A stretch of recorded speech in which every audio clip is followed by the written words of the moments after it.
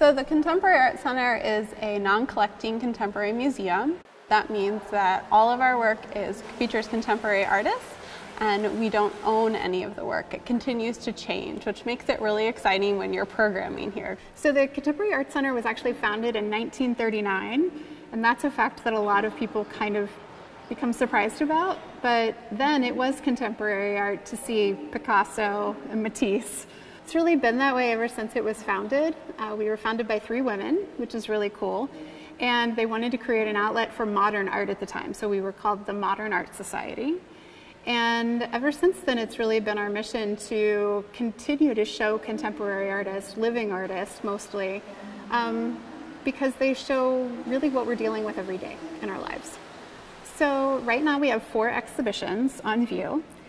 We have Helena Scully, and she primarily focuses on weaving, but there's this great theme attached to home, this feeling of belonging, tradition, memory that runs through all of her work. Another exhibition we have is called Wild Frictions. It's a group exhibition that really deals with disturbance.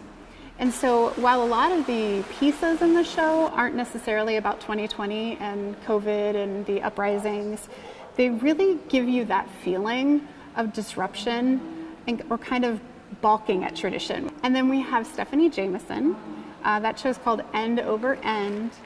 And Jameson really thinks about time, but also transition and what transition means. What you gain from it, but also what you lose with it. And then lastly, we have Joan Tanner, who is amazing. She's kind of an inspiration to me. She's 85 years old and still creating amazing, big work.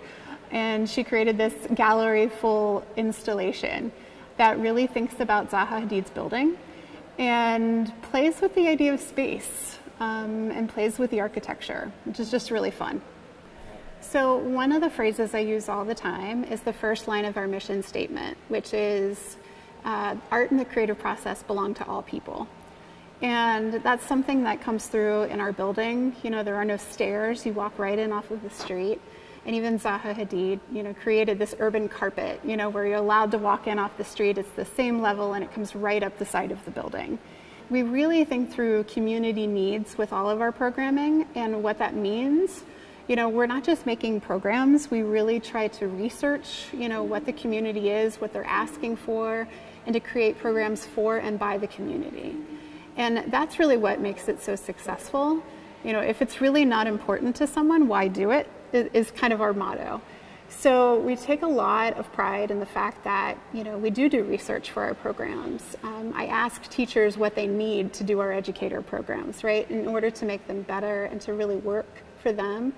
And that extends out into some of our committees with accessibility, diversity, and inclusion, and just trying to make sure that we represent our community and our community, is able to be felt here and feel like they belong here. Coming up, we have a really great exhibition called The Regional, which focuses on regional artists. So think about like the heartland, obviously Ohio, but as far as Illinois, Iowa, and really just looking at these emerging artists that are mostly working through social justice issues. So that's going to be a really exciting show next year.